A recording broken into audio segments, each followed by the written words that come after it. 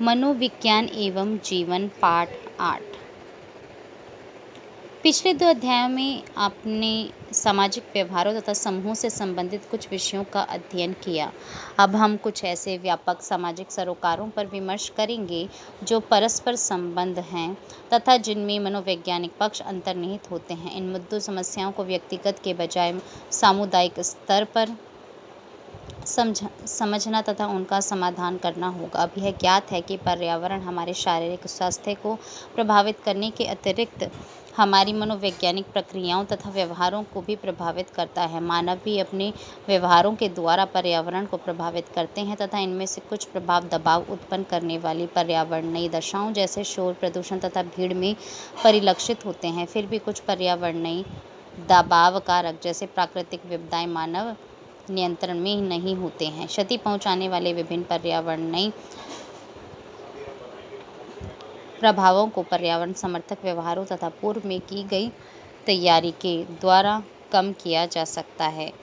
आप कुछ सामाजिक समस्याओं जैसे आक्रमण और हिंसा, स्वास्थ्य तथा निर्धनता और भेदभाव के कारणों और परिणामों के बारे में जानेंगे। आप एक झलक इसकी भी पाएंगे कि निर्धनता तथा वंचन किस प्रकार व्यक्तियों को भेदभाव तथा सामाजिक अपवर्जन सोशल एक्सक्लूजन से उत्पीड़ित कर देते हैं। मानव सामर्थ्य, सामाजिक सामंजस्य और मानसिक स्वास्थ्य के विकास में निर्धनता और वंचन का पर्यावरण दूरगामी उलझनें जटिलताएं पैदा करता है। निर्धनता को कम करने के कुछ उपाय भी वर्णित किए गए हैं।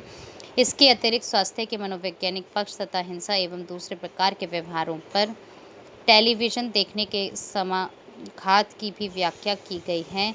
यह अभ्यास आपको यह समझने में मदद करेगा कि मनोवैज्ञानिक ज्ञान का व्यावहारिक अनुप्रयोग ऐसे पहलुओं जैसे पर्यावरण उन्मुख व्यवहारों को बढ़ावा देना, हिंसा तथा भेदभाव को कम करना तथा सकारात्मक स्वास्थ्य संबंधी अभिवृत्तियों के उन्नयन में कैसे किया जा सकता है। मानव पर्यावरण संबंध। कुछ क्षण निकालकर इन प्रश्नों के उत्तर देने का प्रयास कीजिए। क्या एक वृक्ष आपका सबसे अच्छा मित्र हो सकता है? क्या अधिक गर्म मौसम में या अधिक भीड़ में लोग अधिक आक्रामक हो जाते हैं? यदि नदियों को पवित्र कहा जाता है तो व्यक्ति उन्हें गंदा क्यों करते हैं? किसी प्राकृतिक विपदा जैसे भूकंप या सुनामी अथवा किसी मानव निर्मित विपदा जैसे किसी कारखाना में विषैली गैस का रिसाव इत्यादि के अभिघातज प्रभाव का उपचार कैसे किया जा सकता है? 2 ऐसे बच्चों की तुलना कीजिए जो भिन्न भौतिक पर्यावरण में पलकर बड़े हुए हैं। एक वह जिसके पर्यावरण में रंगीन खिलौने, चित्र एवं पुस्तकें भरी हुई थीं और दूसरा वह जिसके पर्यावरण में केवल जीवन की मूल आवश्यकताओं की पूर्ति के ही समान थे।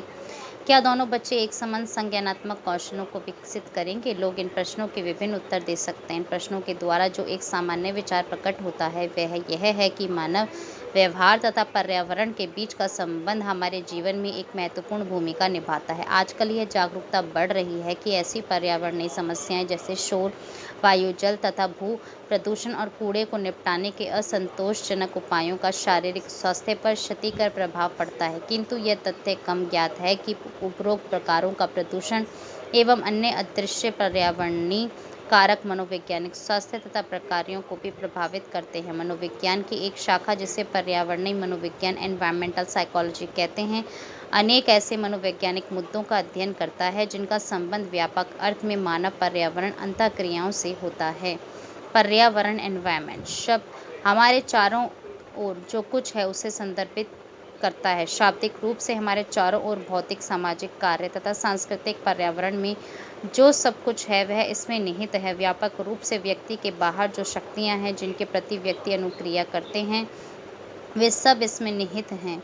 इस भाग में भौतिक पर्यावरण ही विवेचन का केंद्र बिंदु होगा। परिस्थितिकी इकोलॉजी जीव तथा उसके पर्यावरण के बीच के संबंधों का अध्ययन है। मनोविज्ञान में पर्यावरण तथा मनुष्यों की परस्पर निर्भरता पर फोकस है क्योंकि पर्यावरण तथा मनुष्यों की परस्पर निर्भरता पर फोकस है क्योंकि पर्यावरण का अर्थ उन मनुष्यों के आधार पर ही निकलता है जो उसमें रहते हैं। इस संदर्भ में प्राकृतिक पर्यावरण नेचुरल एनवायरनमेंट तथा निर्मित पर्यावरण बिल्ट एनवायरनमेंट में भेद किया जा सकता है। जैसा कि नाम से ही स्पष्ट है, प्रकृति का वह अंश जिसे मानव ने नहीं छुआ है वह प्राकृतिक पर्यावरण कहलाता है, जबकि दूसरी ओर प्राकृतिक पर्यावरण में जो कुछ भी मानव द्वारा सृजित है वह निर्मित पर्यावरण है। नगर, मकान, दफ्तर, कारखाना, पुल, शॉपिंग मॉल, रेल पटरी, सड़कें, बांध, यहाँ तक कि कृत्रिम रूप से बनाए गए पार्क और झीलें भी निर्मित पर्यावरण के कुछ उदाहरण हैं, जो यह प्रदर्शित करते हैं कि प्रकृति की देन को मनुष्यों ने किस प्रकार परिवर्तित कर दिया है। निर्मित पर्यावरण के अंतर्गत साधारणतया पर्यावरणीय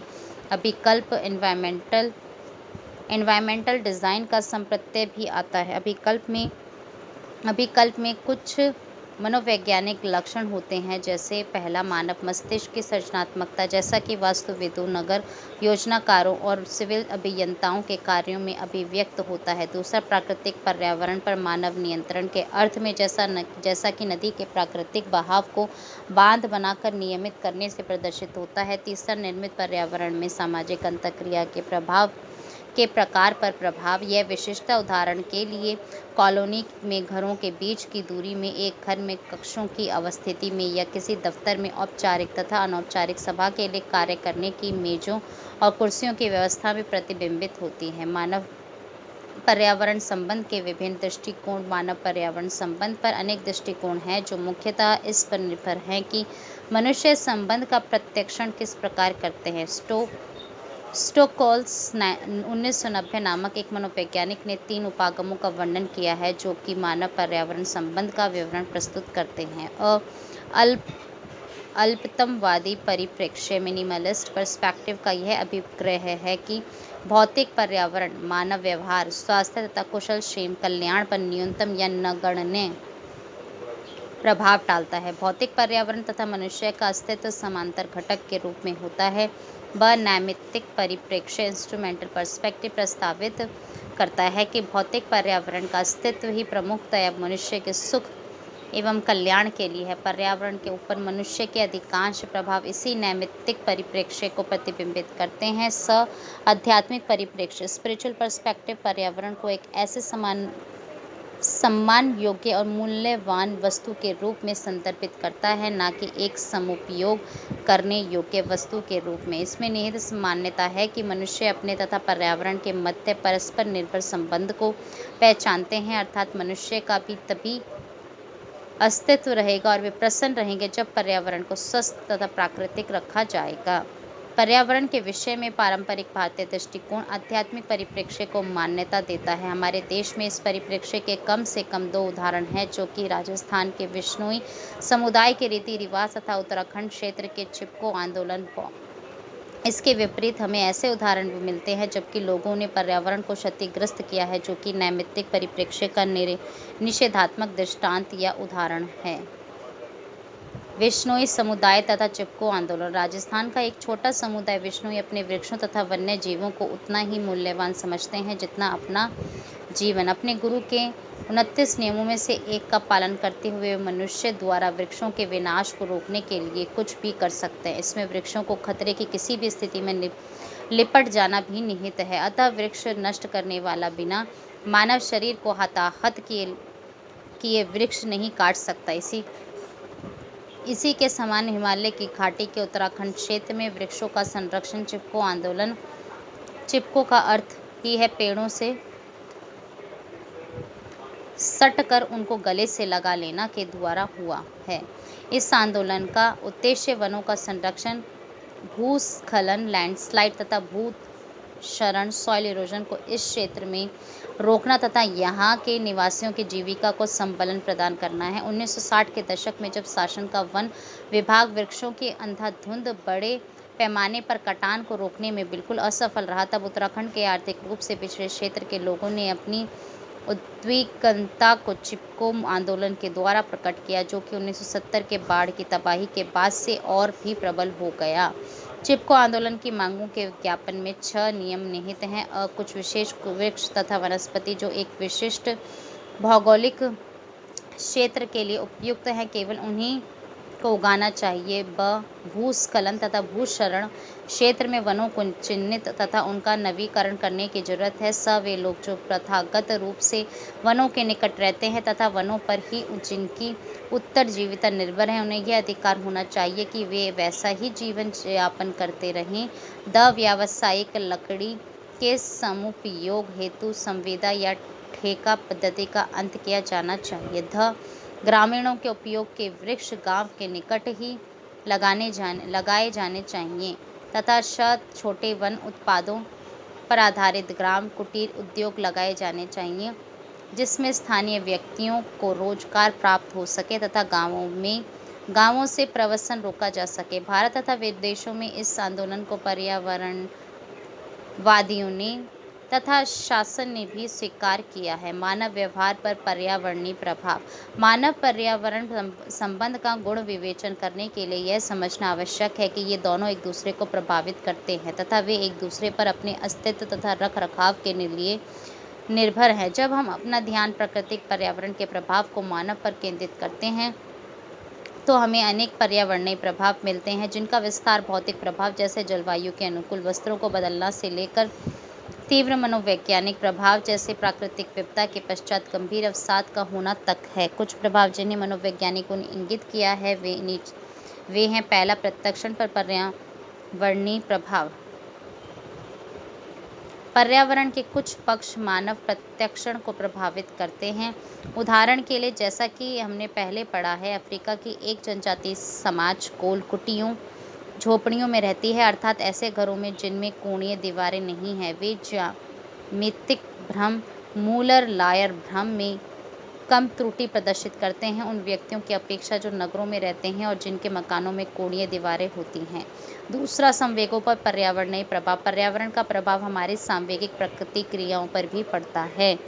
प्रकृति के प्रत्येक रूप का दर्शन, चाहे वह शांत नदी का प्रवाह हो, एक मुस्कुराता हुआ फूल हो या एक शांत पर्वत की चोटी हो, मन को एक ऐसी प्रसन्नता से भर देता है जिसकी तुलना किसी अन्य अनुभव से नहीं की जा सकती। प्राकृतिक विपदाएं जैसे बाढ़, सूखा, भूस्खलन, भूकंप, चाहे पृथ्वी के ऊपर हो या समुद्र के नीचे हो, वे व्यक्ति के संवेगों पर इस सीमा तक प्रभाव डाल सकते हैं कि वे गहन अवसाद और दुख तथा पूर्ण असहायता की भावना और अपने जीवन पर नियंत्रण के अभाव का अनुभव करते हैं। मानव संवेगों पर ऐसा प्रभाव एक अभिघातक अनुभव है जो व्यक्तियों के जीवन को सदा के लिए परिवर्तित कर देता है तथा घटना के बीत जाने के बाद के बहुत समय बाद तक भी अभिघातक उत्तर दबाव विकार post traumatic stress disorder PTSD के रूप में बना रहता है। व्यवसाय, जीवन शैली तथा प्रवृत्तियों पर पारिस्थितिक प्रभाव।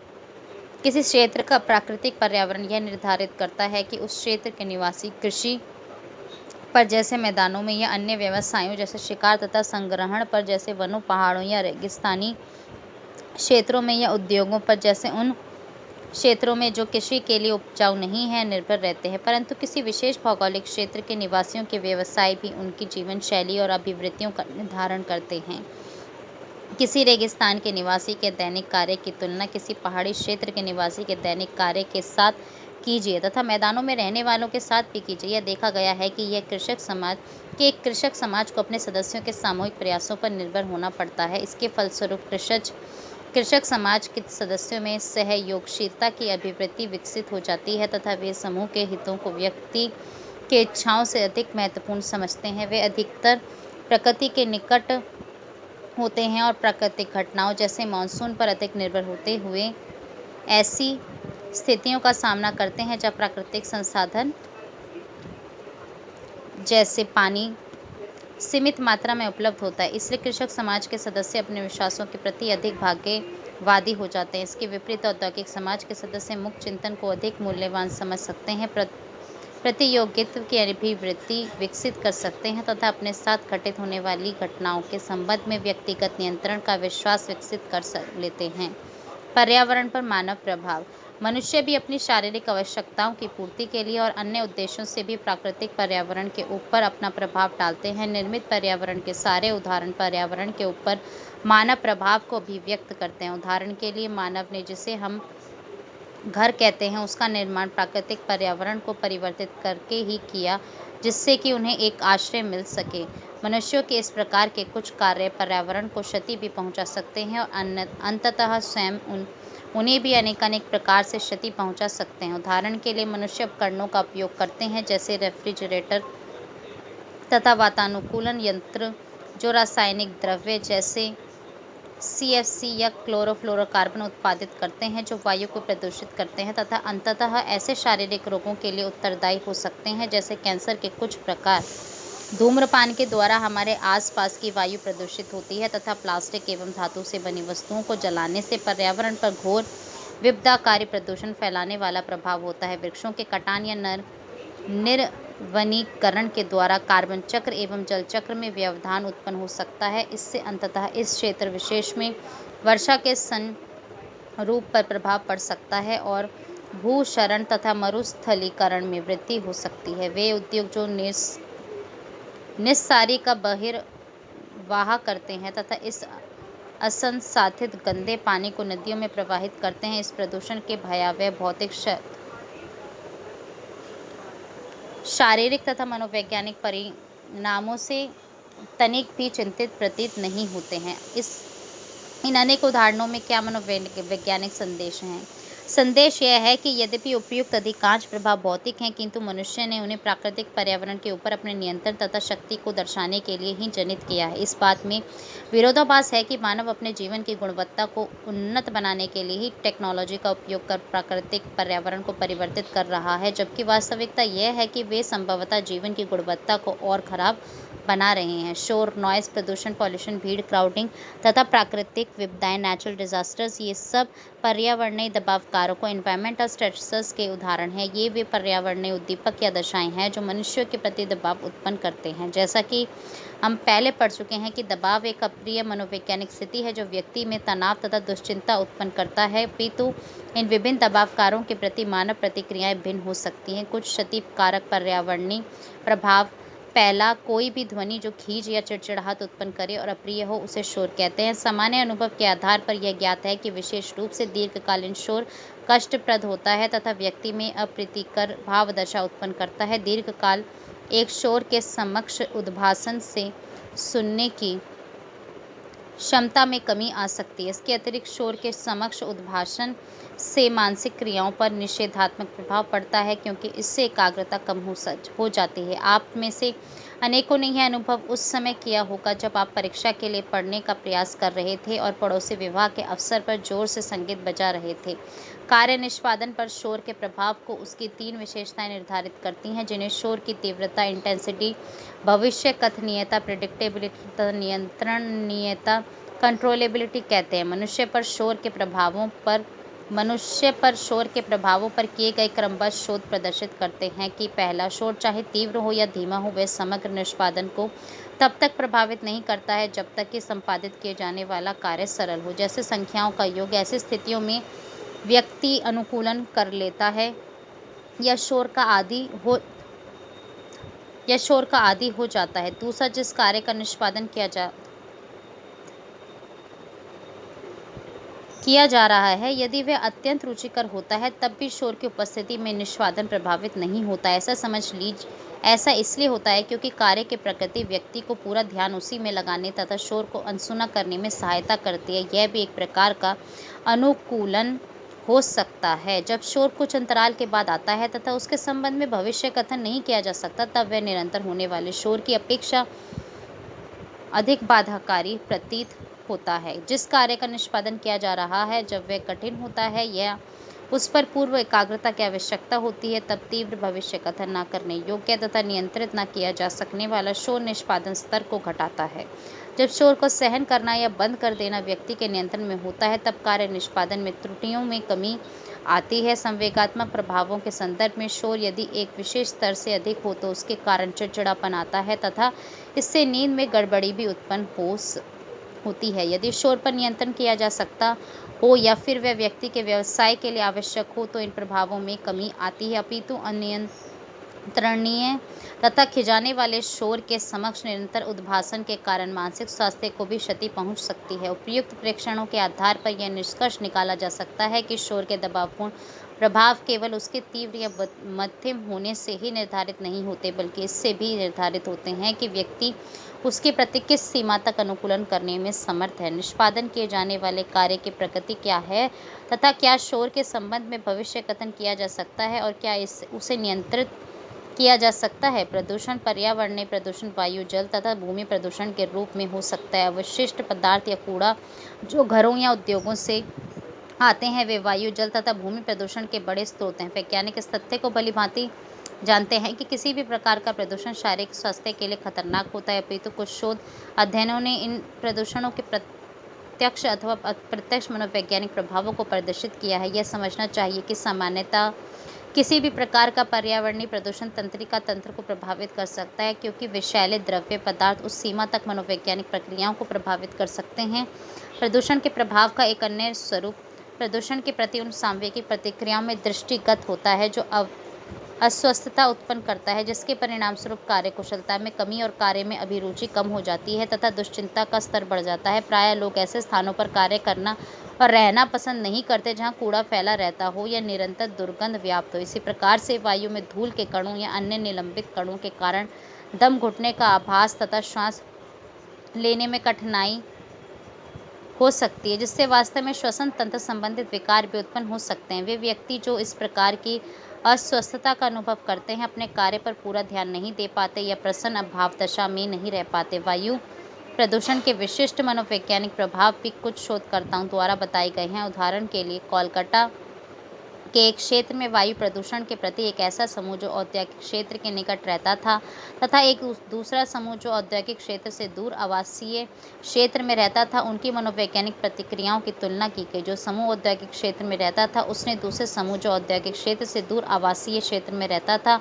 की अपेक्षा अधिक तनाव तथा और दुश्चिंता का अनुभव करने की बात स्वीकार की। जर्मनी में किए गए एक अध्ययन में ऐसे प्रदूषणकारी तत्व जैसे वायु में सल्फर डाइऑक्साइड की उपस्थिति द्वारा किसी कार्य पर ध्यान को केंद्रित करने की योग्यता में न्यूनता तथा निष्पादन दक्षता को नीचे गिरना पाया गया। खतरनाक रासायनिक द्रव्यों के रिसाव के कारण होने वाले प्रदूषण द्वारा अन्य प्रकार की क्षतियां हो सकती हैं। दिसंबर 1984 में हुई भोपाल गैस त्रासदी, जिसमें अनेक जाने गई भी गैस अपने पीछे अनेक मनोवैज्ञानिक प्रभाव छोड़ गए। अनेक ऐसे व्यक्ति जिन्होंने विषैली गैस मिथाइल आइसोसाइनेट MIC तथा अन्य द्रव सूंघ लिए थे, उनमें स्मृति, अवधान तथा जागरूकता संबंधी गड़बड़ियां पाई गईं। घर तथा दफ्तर के पर्यावरण भीतरी पर्यावरण में भी हानिकारक वायु प्रदूषण हो सकता है। उदाहरण के लिए तंबाकू पीने के धुएं से होने वाले प्रदूषण यानी सिगरेट, सिगार या बीड़ी पीने से होने वाले प्रदूषण के कारण भी मनोवैज्ञानिक प्रभाव हो सकते हैं। ऐसे प्रभाव सिगरेट पीने वाले व्यक्ति के लिए अधिक होते हैं, तथापि जो इस तंबाकू के धुएं में श्वास लेता है निष्क्रिय धूम्रपान, वह भी निषेधात्मक प्रभावों को भुगतता है। एक शोधकर्ता ने पाया कि तंबाकू का धुआं श्वास के साथ भीतर खींचना व्यक्ति में नकारात्मकता के स्तर को बढ़ा सकता है। प्रदूषणकारी द्रव्यों की जल तथा मृदा भूमि में उपस्थिति शारीरिक स्वास्थ्य के लिए खतरनाक है। इनमें से कुछ रसायनों का खतरनाक मनोवैज्ञानिक प्रभाव भी होता है। कुछ विशिष्ट रसायनों जैसे सीसा की उपस्थिति मस्तिष्क के विकास को प्रभावित कर मानसिक मंदन का कारण बन सकती है। इस प्रकार के विषैले द्रव्य मानव को विभिन्न मार्गों से प्रभावित कर सकते हैं, जैसे पानी द्वारा या मृदा के द्वारा उन साग सब्जियों में खोए में सोख लिए जाते हैं जो प्रदूषित भूमि पर उगाई जाती हैं। विषाक्तता का दूसरा स्रोत घरों या उद्योगों से निकलने वाले ऐसे अवशिष्ट पदार्थ या कूड़ा करकट हैं जो जैविक रूप से क्षरणशील नहीं होते। इस प्रकार के अवशिष्ट पदार्थों के सामान्य उदाहरण प्लास्टिक, टीन तथा धातु से बने पात्र हैं। इस प्रकार के अवशिष्ट पदार्थों को नष्ट करने या जलाने के लिए विशिष्ट तकनीकों का उपयोग करना चाहिए तथा धुएं को जनसाधारण के श्वसन क्रिया में आने वाली वायु में नहीं छोड़ना चाहिए। सामान्यतः ऐसे पर्याप्त प्रमाण हैं जो यह प्रदर्शित करते हैं कि वायु, जल तथा मृदा में विषैले रसायनों के हानिकारक प्रभाव न केवल सामान्य मनोवैज्ञानिक प्रक्रियाओं पर पड़ते हैं, बल्कि उनके कारण गंभीर मानसिक विकार भी उत्पन्न हो सकते हैं। अतः इसमें बिल्कुल संशय नहीं है कि प्रत्येक रूप में प्रदूषण को नियंत्रित करने की आवश्यकता है।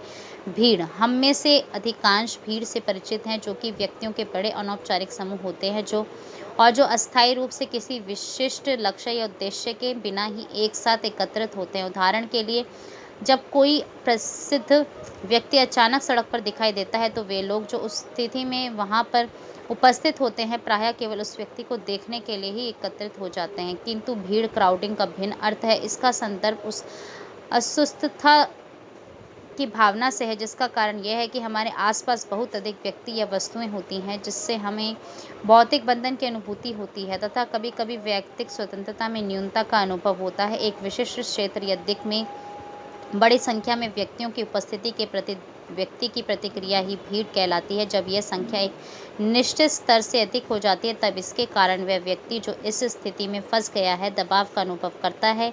इस अर्थ में भीड़ भी एक पर्यावरणीय दबाव कारक का उदाहरण है। भीड़ के अनुभव के निम्नलिखित लक्षण होते हैं। पहला, अस्वस्थता की भावना। दूसरा, वैयक्तिक स्वतंत्रता में न्यूनता या कमी। तीसरा, व्यक्ति का अपने आसपास के परिवेश के संबंध में निषेधात्मक दृष्टिकोण। तथा चौथा, सामाजिक अंतःक्रिया व नियंत्रण के अभाव की भावना। हमारे देश में अनेक मनोवैज्ञानिकों ने भीड़ के मनोवैज्ञानिक परिणामों का व्यवस्थित अध्ययन कई भारतीय नगरों जैसे इलाहाबाद, अहमदाबाद, पुणे, वाराणसी तथा जयपुर एवं राजस्थान के कुछ ग्रामीण क्षेत्रों में किया है। भीड़ के ऊपर इनमें से कुछ शोध अन्वेषण मनोवैज्ञानिक प्रयोगशालाओं में किए गए हैं, किंतु उनसे अधिक अध्ययन सामान्य जीवन में सामने आने वाली परिस्थितियों जैसे घर, दफ्तर, यातायात, ऑटो रिक्शा जैसे सार्वजनिक परिवहन साधनों, सिनेमा घरों इत्यादि में किए गए हैं। हमारे देश की इतनी बड़ी जनसंख्या है कि यहाँ भीड़ अन्य कम जनसंख्या वाले देशों की तुलना में कहीं अधिक है। इस विशेषता ने कुछ विदेशी मनोवैज्ञानिकों की भीड़ के मनोवैज्ञानिक प्रभावों का अध्ययन भारत में करने के लिए प्रेरित किया है। यह ज्ञातव्य है कि भीड़ की अनुभूति केवल बड़ी संख्या में जन समुदाय मात्र से अथवा केवल स्थानाभाव से नहीं होती। यह घनत्व डेंसिटी से संबंध है, अर्थात किसी उपलब्ध स्थान में व्यक्तियों की संख्या। उदाहरण के लिए, यदि किसी रेल के डिब्बे में 4 व्यक्तियों की सीट या स्थान पर 15 व्यक्ति धक्कम धक्का कर बैठने का प्रयास करें, तो प्रत्येक व्यक्ति को भीड़ की अनुभूति होने की संभावना है। इन्हीं 15 व्यक्तियों को एक बड़े हॉल में बैठा दीजिए तो किसी को भीड़ की अनुभूति नहीं होगी। कोई व्यक्ति यह प्रश्न उठा सकता है, क्या भीड़ का अनुभव सदैव अधिक घनत्व वाली स्थितियों में ही होता है तथा क्या सभी व्यक्ति उसके निषेधात्मक प्रभाव समान सीमा तक ही अनुभव करते हैं? यदि आपने दोनों प्रश्नों का उत्तर नहीं दिया है तो आप सही हैं। जब हम किसी मेले या विवाह उत्सव में जाते हैं तो प्रायः भौतिक विन्यास में अधिक घनत्व होता है तथा हम उसी रूप में उसका आनंद लेते हैं। अंततः कोई मेला या विवाहोत्सव क्या होगा यदि वहाँ बहुत कम व्यक्ति हों? दूसरी ओर, यदि एक छोटे कक्ष का बहुत सारे व्यक्ति साझा उपयोग कर रहे हैं तो सबको ही परेशानी का अनुभव होता है। भीड़ के दबावपूर्ण प्रभाव तभी पूर्णतः समझे जा सकते हैं जब हम उसके परिणामों का अवलोकन करें। भीड़ में एवं अधिक घनत्व पर जो अनेक अध्ययन भारत तथा अन्य देशों में किए गए हैं, उनके प्रभावों के वर्णन का सारांश। पहला, भीड़ तथा अधिक घनत्व के परिणाम स्वरूप असामान्य व्यवहार तथा आक्रामकता उत्पन्न हो सकते हैं। अनेक वर्षों पूर्व चूहों पर किए गए एक शोध में यह परिलक्षित हुआ था। इन प्राणियों को एक बाड़े में रखा गया। प्रारंभ में यह कम संख्या में थे। इस बंद स्थान में जैसे जैसे उनकी संख्या बढ़ने लगी, उनमें आक्रामक तथा विचित्र व्यवहार प्रकट होने लगे। जैसे दूसरे चूहों की पूंछ काट लेना एक आक्रामक व्यवहार इस सीमा तक बढ़ा कि अंततः ये प्राणी बड़ी संख्या में मर गए, जिससे बाड़े में उनकी जनसंख्या फिर कम हो गई। मनुष्यों में भी जनसंख्या वृद्धि के साथ कभी कभी हिंसात्मक अपराधों में वृद्धि पाई गई है। भीड़ के फलस्वरूप उन कठिन कार्यों का जिनमें संज्ञानात्मक प्रक्रियाएं निहित होती हैं, निष्पादन निम्न स्तर का हो जाता है तथा स्मृति और संवेगात्मक दशा इस पर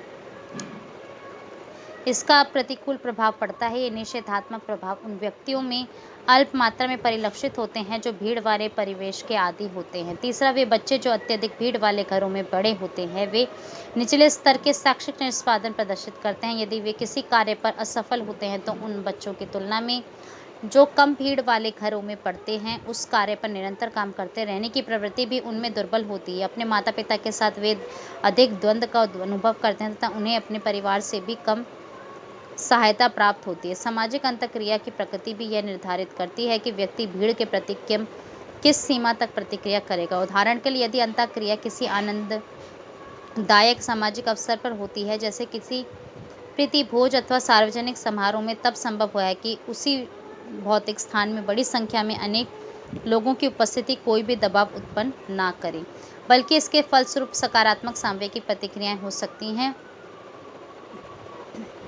इसके साथ ही भीड़ भी सामाजिक अंतःक्रिया की प्रकृति को प्रभावित करती है। व्यक्ति भीड़ के प्रति जो निषेधात्मक प्रभाव प्रदर्शित करते हैं, उसकी मात्रा में व्यक्तिगत भिन्नताएं होती हैं तथा उनकी प्रतिक्रियाओं की प्रकृति में भी भेद होता है।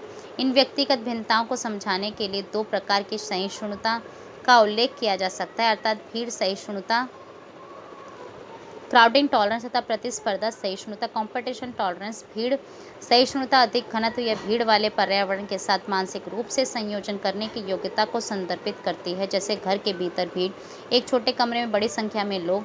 जो लोग ऐसे पर्यावरण के आदी होते हैं जिसमें अनेक व्यक्ति उनके चारों ओर रहते ही हैं, उदाहरण के लिए वे व्यक्ति जो एक बड़े परिवार में पलकर बड़े हो रहे हैं तथा परिवार एक छोटे मकान में रहता है, वे उन लोगों की अपेक्षा जिन्हें अपने आसपास केवल कुछ ही व्यक्तियों के रहने की आदत होती है, भीड़ सहिष्णुता अधिक विकसित कर लेते हैं। हमारे देश की जनसंख्या विशाल है तथा अनेक व्यक्ति बड़े परिवारों में तुरंत छोटे मकानों में रहते हैं। इसके कारण यह प्रत्याशा होती है कि सामान्यतः भारतीयों में भीड़ सहिष्णुता कम जनसंख्या वाले देशों के वासियों की अपेक्षा अधिक होगी। प्रतिस्पर्धा सहिष्णुता वह योग्यता है जिसके द्वारा कोई व्यक्ति उस स्थिति को भी यह सह लेता है जिसमें उसे मूल संसाधनों यहाँ तक कि भौतिक स्थान के लिए भी अनेक व्यक्तियों के साथ प्रतिस्पर्धा प्रतियोगिता करनी पड़ती है। चूंकि भीड़ की स्थिति में संसाधनों के लिए अधिक प्रतिस्पर्धा की संभावना होती है, इसलिए उस स्थिति के प्रति प्रतिक्रिया भी संसाधनों के लिए प्रतिस्पर्धा सहिष्णुता से प्रभावित होगी। सांस्कृतिक विशेषता यह निर्धारित कर सकती हैं कि एक विशिष्ट पर्यावरण आत्मनिष्ठ व्यक्तिपरक रूप में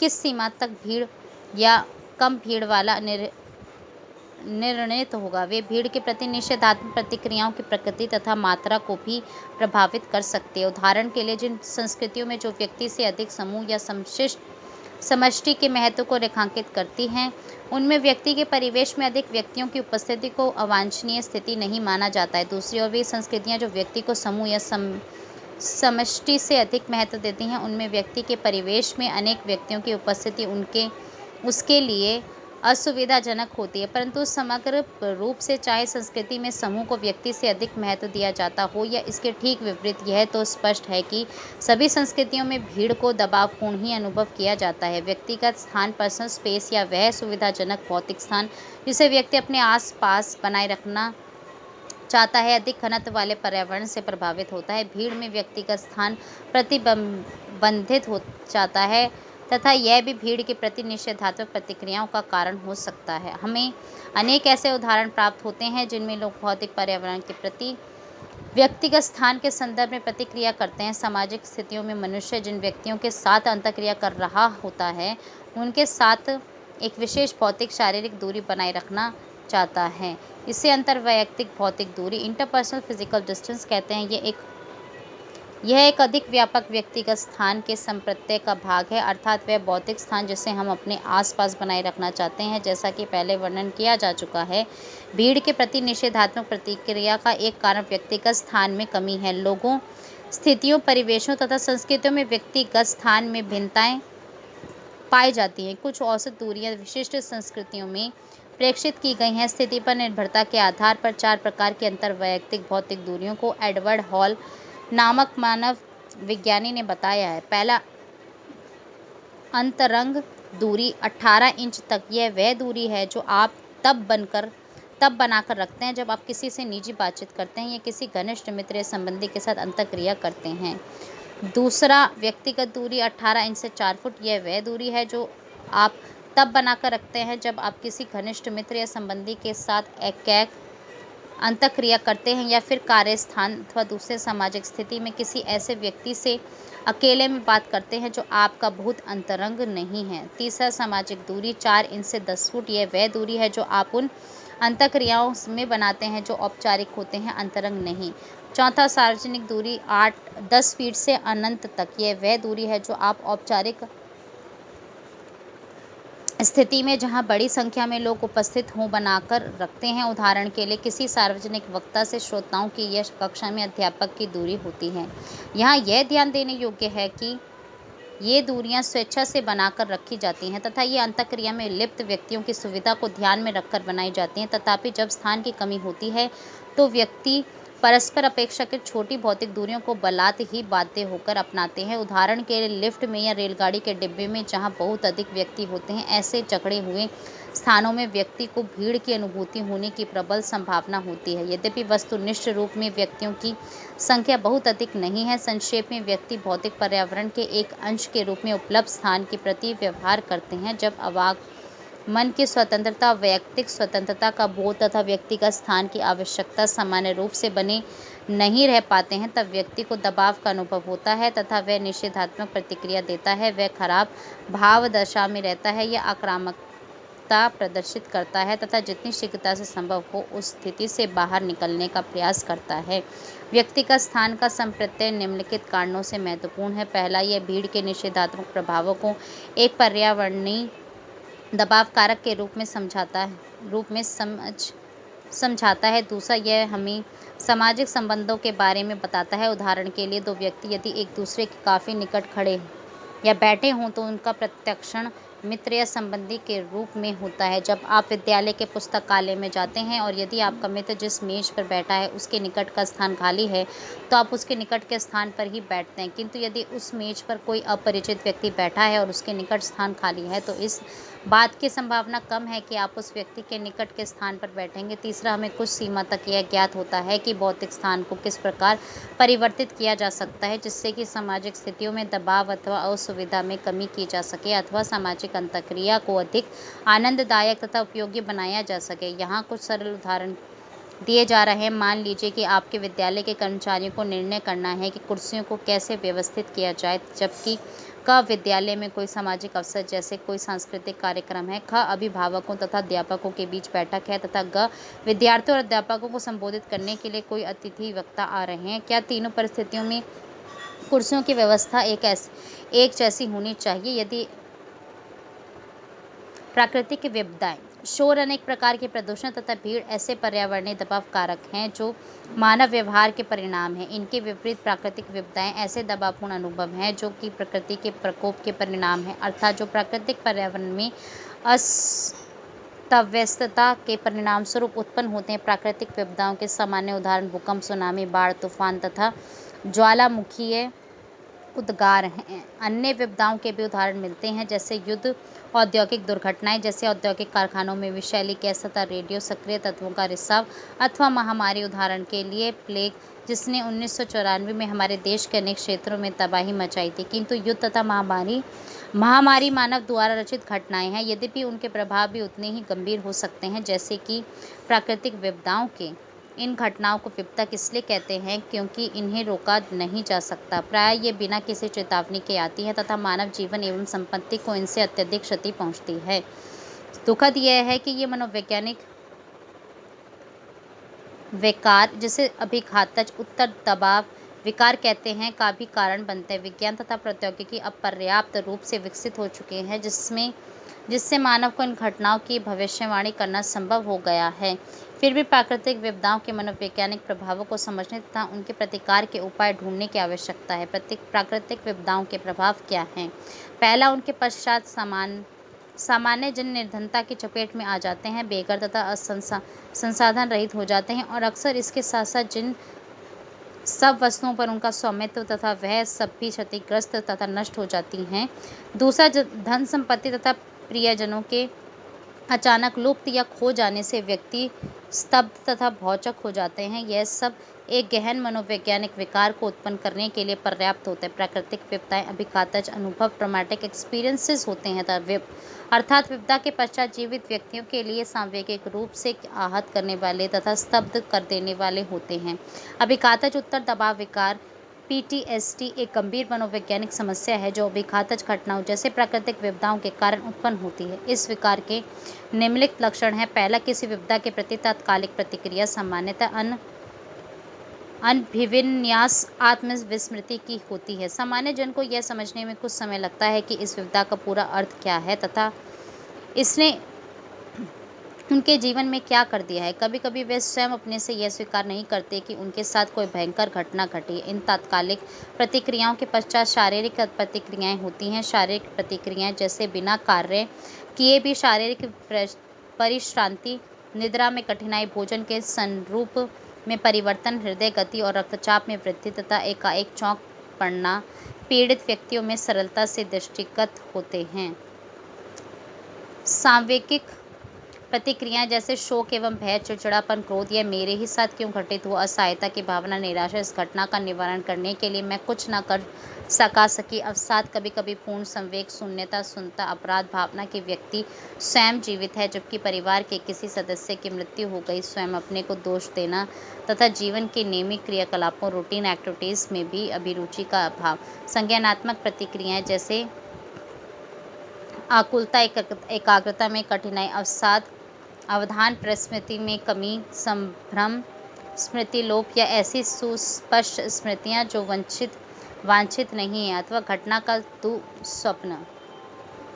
सामाजिक प्रतिक्रियाएं जैसे दूसरों से विनिवर्तन, विद्रोह, दूसरों के साथ द्वंद्व, प्रियजनों के साथ भी अक्सर विवाद और अस्वीकृत महसूस करना या अलग थलग पड़ जाना। यह आश्चर्यजनक है कि अक्सर कुछ उत्तरजीवी दबाव के प्रति प्रबल सांवेगिक प्रतिक्रियाओं के मध्य में भी वास्तव में स्वस्थ होने की प्रतिक्रिया में दूसरों के लिए सहायक होते हैं। इन अनुभवों का सामना करने के बाद भी जीवित बच जाने तथा अपना अस्तित्व बचाए रखने से ये व्यक्ति जीवन के प्रति सकारात्मक दृष्टिकोण विकसित कर लेते हैं तथा तदनुभूति के द्वारा इस अभिवृत्ति को दूसरे उत्तरजीवियों में विकसित कराने में समर्थ हो जाते हैं। ये प्रतिक्रियाएं दीर्घकाल तक चलती रह सकती हैं, यहाँ तक कि कुछ दशाओं में तो जीवन पर्यंत भी चलती हैं, किंतु उपयुक्त परामर्श तथा मनोरोग उपचार के द्वारा PTSD में सुधार कम से कम इस सीमा तक किया जा सकता है कि पीड़ित व्यक्तियों को अभिप्रेरित किया जा सके एवं उनकी सहायता की जा सके ताकि वे नए जीवन का प्रारंभ कर सकें। निर्धन व्यक्ति वे महिलाएं जिनके संबंधी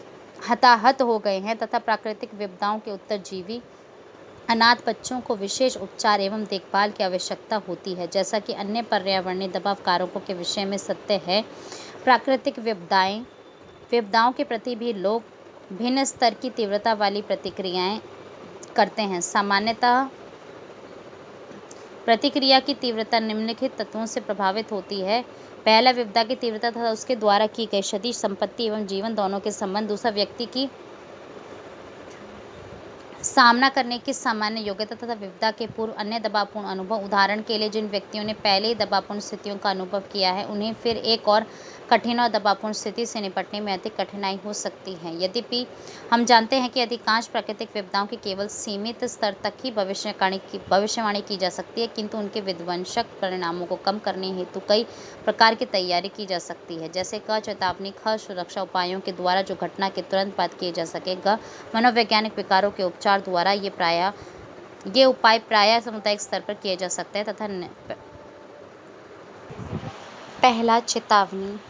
यदि आप पिछले कुछ समय से रेडियो सुनते रहे हैं तो आपने ऐसे विज्ञापनों को सुना होगा जिनमें यह बताया जाता है कि लोगों को यदि प्राकृतिक विपदाओं जैसे बाढ़ की संभावना हो तो क्या करना उचित है। जब तूफान या समुद्र में ज्वार का भविष्य कथन किया जाता है तब मछुआरों को समुद्र में न जाने के सुझाव दिए जाते हैं। सुरक्षा उपाय।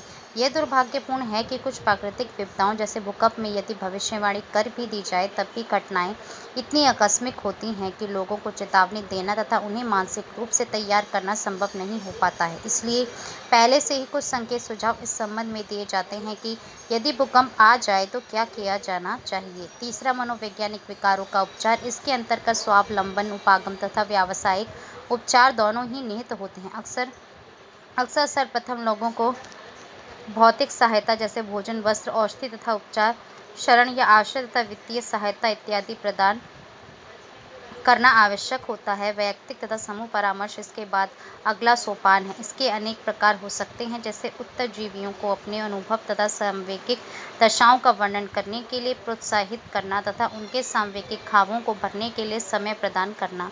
कुछ विशेषज्ञों जो PTSD का उपचार करते हैं के अनुसार एक प्रमुख अभिवृत्ति जिसे उत्तरजीवियों में विकसित करने की आवश्यकता होती है वह है आत्म सक्षमता, सेल्फ एफिकेसी, अर्थात यह विश्वास कि मैं यह कर सकती हूँ या मैं इस दशा से सफलतापूर्वक बाहर निकल सकती हूँ। इन व्यक्तियों में तीव्र दबाव प्रतिक्रिया परिलक्षित होती है।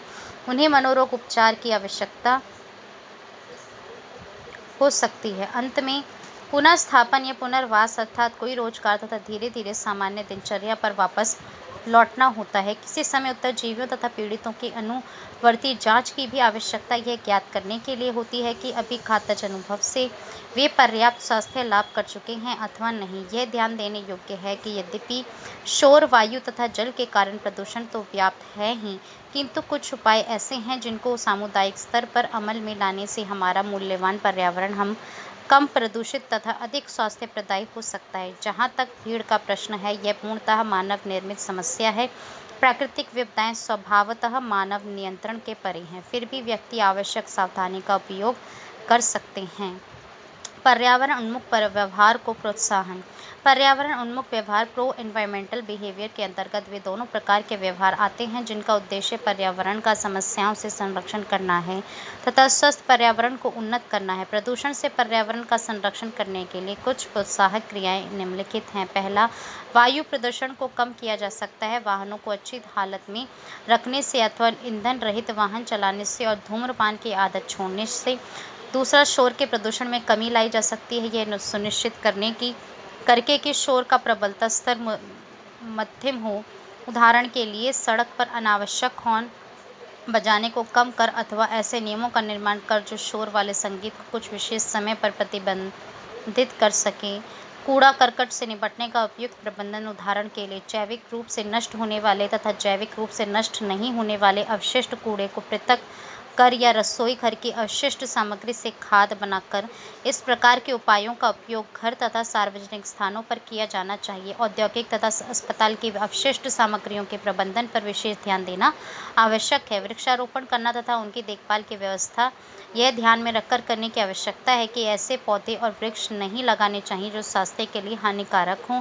प्लास्टिक के उपयोग का किसी भी रूप में निषेध करना। इस प्रकार ऐसी विषैली अवशिष्ट सामग्रियों को कम करना जिनसे जल, वायु तथा मृदा का प्रदूषण होता है। उपभोक्ता वस्तुओं का वेष्टन या पैकेट जैविक रूप से नष्ट नहीं होने वाले पदार्थों में कम बनाना। ऐसे निर्माण संबंधी नियमों को बनाना, विशेष रूप से शहरी क्षेत्रों में, जो इष्टतम पर्यावरणीय अभिकल्प का उल्लंघन न करने दें। मनोविज्ञान तथा सामाजिक सरोकार। यदि आप किसी से हमारे समाज के समक्ष प्रमुख समस्याओं को सूचीबद्ध करने को कहें तो आप काफ़ी सीमा तक निश्चित रूप से कह सकते हैं कि अन्य समस्याओं के साथ साथ दो समस्याओं का उल्लेख अवश्य होगा। निर्धनता तथा हिंसा, इन दोनों गोचरों का लोगों के शारीरिक एवं मानसिक स्वास्थ्य पर विशेष प्रभाव पड़ता है। ये ज्ञातव्य है कि निर्धनता केवल आर्थिक समस्या नहीं है तथा हिंसा का तात्पर्य केवल कानून को तोड़ने से नहीं है। इन समस्याओं का समाधान करने के लिए यह आवश्यक है कि इनके मनोवैज्ञानिक कारणों का परीक्षण किया जाए। मनोवैज्ञानिकों ने इन प्रश्नों का सक्रिय अन्वेषण किया है तथा इन गोचरों के कारणों तथा परिणामों पर अपना ध्यान केंद्रित किया है। इनमें से प्रत्येक सामाजिक सरोकार का विवेचन नीचे। पहला, निर्धनता तथा भेदभाव। इस बात पर सर्वसहमति है कि निर्धनता हमारे समाज के लिए एक अभिशाप है और जितनी शीघ्रता से हम इसका निराकरण कर सकें समाज के लिए उतना ही भला होगा। कुछ विशेषज्ञ निर्धनता पॉवर्टी को प्रमुखतः आर्थिक अर्थ में भी परिभाषित करते हैं तथा उसका मापन आय, पोषण, प्रति व्यक्ति दैनिक कैलोरी अंतर्ग्रहण तथा जीवन की मूल आवश्यकताओं जैसे भोजन, वस्त्र तथा शरण स्थान, मकान पर कितनी धनराशि व्यय की जा रही है के आधार पर ही करते हैं। कुछ अन्य संकेतकों जैसे शारीरिक स्वास्थ्य तथा साक्षरता का भी उपयोग किया जाता है। कुछ संदर्भों में ऐसी मापों का उपयोग अभी भी प्रचलित है। फिर भी सामाजिक तथा मनोवैज्ञानिक दृष्टिकोण से आर्थिक तथा अन्य भौतिक पक्ष निर्धनता की कहानी के एक बहुत छोटे से अंश का ही वर्णन करते हैं। समाज मनोवैज्ञानिक दृष्टिकोण से निर्धनता की सर्वमान्य परिभाषा है कि यह एक ऐसी दशा है जिसमें जीवन में आवश्यक वस्तुओं का अभाव होता है तथा इसका संदर्भ समाज में धन अथवा संपत्ति का असमान वितरण होता है। कुछ लेखक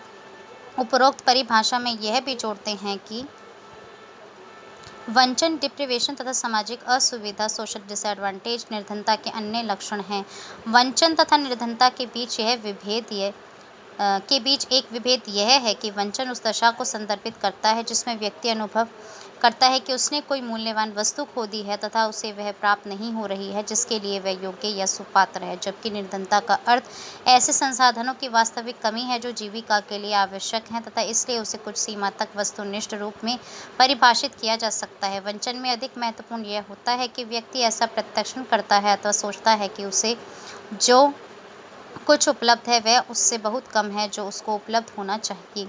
अतः कोई निर्धन व्यक्ति वंचन का अनुभव कर सकता है, किंतु वंचन का अनुभव करने के लिए निर्धनता कोई आवश्यक दशा नहीं है। निर्धन व्यक्तियों की दशा और भी बुरी हो जाती है यदि वे निर्धनता के साथ वंचन का भी अनुभव करते हैं। वास्तविकता तो यह है कि प्रायः निर्धन व्यक्ति वंचन का भी अनुभव करते हैं। निर्धनता तथा वंचन दोनों का ही संबंध सामाजिक असुविधा से है, अर्थात वह स्थिति जिसके कारण समाज के कुछ वर्गों को उन सुविधाओं का उपयोग नहीं करने दिया जाता है जो कि समाज के शेष वर्गों के व्यक्ति करते हैं। समाज के इन वर्गों की समृद्धि के लिए सामाजिक असुविधा एक बाधा का कार्य करती है। हमारे समाज में जाति व्यवस्था बहुत सीमा तक सामाजिक असुविधा का स्रोत नहीं रही है, किंतु जाति का ध्यान किए बिना भी निर्धनता ने सामाजिक असुविधा उत्पन्न करने में बड़ी भूमिका निभाई है। इसके अतिरिक्त जाति तथा निर्धनता के कारण सामाजिक असुविधा द्वारा सामाजिक भेदभाव या विभेदन सोशल डिस्क्रिमिनेशन की समस्या उत्पन्न हुई है।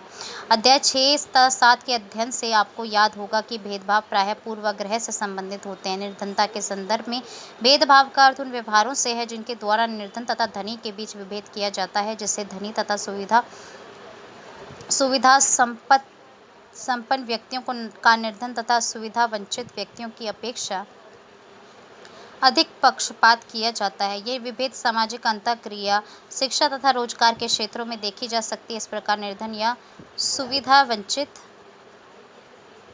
व्यक्तियों में क्षमता होते हुए भी उन्हें उन अवसरों से दूर रखा जाता है जो समाज के बाकी लोगों को उपलब्ध होते हैं। निर्धनों के बच्चों को अच्छे विद्यालयों में अध्ययन करने या अच्छी स्वास्थ्य सुविधाओं का उपयोग करने तथा रोजगार के अवसर नहीं मिलते हैं। सामाजिक असुविधा तथा भेदभाव के कारण निर्धन अपनी सामाजिक आर्थिक दशा को अपने प्रयासों से उन्नत करने में बाधित हो जाते हैं और इस प्रकार निर्धन और भी निर्धन होते जाते हैं। संक्षेप में निर्धनता तथा भेदभाव इस प्रकार से संबंध है कि भेदभाव निर्धनता का कारण तथा परिणाम दोनों ही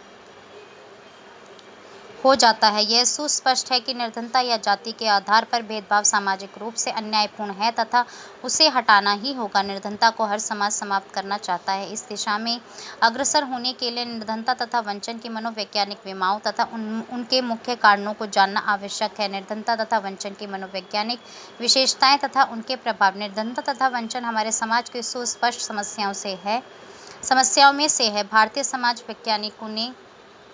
विज्ञानियों ने, जिनमें समाजशास्त्री, मनोवैज्ञानिक तथा अर्थशास्त्री सभी शामिल हैं, समाज के निर्धन एवं वंचित वर्गों के ऊपर सुव्यवस्थित शोध कार्य किए हैं। उनके निष्कर्ष तथा प्रेक्षण यह प्रदर्शित करते हैं कि निर्धनता तथा वंचन के प्रतिकूल प्रभाव अभिप्रेरणा, व्यक्तित्व, सामाजिक व्यवहार, संज्ञानात्मक प्रक्रियाओं तथा मानसिक स्वास्थ्य पर परिलक्षित होते हैं। अभिप्रेरणा के संबंध में पाया गया है कि निर्धन व्यक्तियों में निम्न आकांक्षा स्तर और दुर्बल उपलब्धि अभिप्रेरणा तथा निर्भरता की प्रबल आवश्यकता परिलक्षित होती है। वे अपनी सफलताओं की व्याख्या भाग्य के आधार पर करते हैं, न कि योग्यता तथा कठिन परिश्रम के आधार पर। सामान्यतः उनका यह विश्वास होता है कि उनके बाहर जो घटक हैं वे उनके जीवन की घटनाओं को नियंत्रित करते हैं, उनके भीतर के घटक नहीं।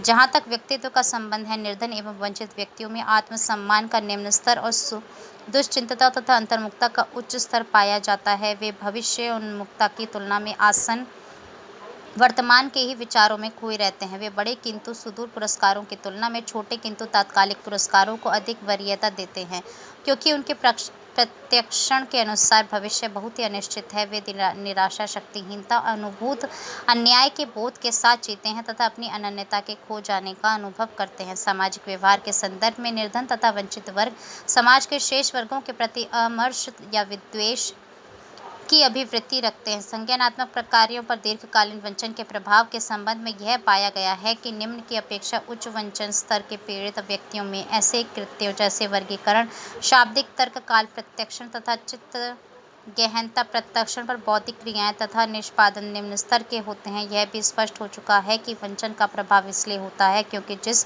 परिवेश में बच्चे पल कर बड़े होते हैं, चाहे वह साधन संपन्न हों या कंगाल, वह उनके संज्ञानात्मक विकास को प्रभावित करता है तथा यह उनके संज्ञानात्मक कृत्य निष्पादन में परिलक्षित होता है। जहाँ तक मानसिक स्वास्थ्य का संबंध है, मानसिक विकारों तथा निर्धनता या वंचन में ऐसा संबंध है जिस पर प्रश्न चिन्ह भी नहीं लगाया जा सकता। निर्धन व्यक्तियों में कुछ विशिष्ट मानसिक रोगों से पीड़ित होने की संभावना धनी व्यक्तियों की अपेक्षा संभवतः इसलिए बढ़ जाती है क्योंकि वे मूल आवश्यकताओं के विषय में निरंतर चिंतित रहते हैं। असुरक्षा की भावना अथवा चिकित्सा सुविधाओं, विशेष रूप से मानसिक रोगों के लिए की अनुपलब्धता से ग्रस्त रहते हैं। वस्तुतः यह सुझाव भी दिया गया है कि अवसाद प्रमुखतया निर्धन व्यक्तियों का ही मानसिक विकार है। इसके अतिरिक्त निर्धन व्यक्ति निराशा भावना तथा अनन्यता के खो जाने का भी ऐसे अनुभव करते हैं जैसे कि वे समाज के अंग ही नहीं है। इसके परिणाम स्वरूप वे संवेगात्मक तथा समायोजन संबंधी समस्याओं से भी पीड़ित होते हैं। निर्धनता के प्रमुख कारण कभी कभी निर्धनता प्राकृतिक विपदाओं जैसे भूकंप बाढ़ तथा तूफान अथवा मानव निर्मित विपदाओं जैसे विषैली गैस के रिसाव के कारण होती है। जब ऐसी घटनाएं घटित होती हैं तो व्यक्तियों की समस्त धन संपत्ति एकाएक नष्ट हो जाती है तथा उन्हें निर्धनता का सामना करना पड़ता है। इसी प्रकार जब निर्धन व्यक्तियों की एक पीढ़ी अपनी निर्धनता का उन्मूलन करने में असमर्थ रहती है तब उनकी अगली पीढ़ी भी निर्धनता में ही जीवित रहती है। इन कारणों के अतिरिक्त निर्धनता के लिए उत्तरदायी अन्य कारकों का वर्णन करते हैं, किंतु इन कारकों के महत्व के संबंध में कुछ मतभेद हैं। पहला, निर्धन स्वयं अपनी निर्धनता के लिए उत्तरदायी होते हैं। इस मत के अनुसार निर्धन व्यक्तियों में योग्यता तथा प्रेरणा दोनों की कमी होती है, जिसके कारण वे प्रयास करके उपलब्ध अवसरों का लाभ नहीं उठा पाते। सामान्यतः निर्धन व्यक्तियों के विषय में यह मत निषेधात्मक है तथा उनकी स्थिति को उत्तम बनाने में तनिक भी सहायता नहीं करता है। दूसरा, निर्धनता का कारण कोई व्यक्ति नहीं अपितु एक विश्वास व्यवस्था, जीवन शैली तथा वे मूल्य हैं जिनके साथ वह पल कर बड़ा हुआ है। यह विश्वास व्यवस्था, जिसे निर्धनता की संस्कृति कल्चर ऑफ पॉवर्टी कहा जाता है, व्यक्ति को यह मनवा या स्वीकार करवा देती है कि वह तो निर्धन ही रहेगी या तथा यह विश्वास एक पीढ़ी से दूसरी पीढ़ी को हस्तांतरित होता रहता है। तीसरा, आर्थिक सामाजिक तथा राजनीतिक कारक मिलकर निर्धनता का कारण बनते हैं। भेदभाव के कारण समाज के कुछ वर्गों को जीविका की मूल आवश्यकताओं की पूर्ति करने के अवसर भी नहीं दिए जाते। आर्थिक व्यवस्था को सामाजिक तथा राजनीतिक शोषण के द्वारा वैषम्यपूर्ण असंगत तरह से विकसित किया जाता है जिससे कि निर्धन इस दौर से बाहर हो जाते हैं। ये सारे कारक सामाजिक असुविधा के संप्रत्यय में समाहित किए जा सकते हैं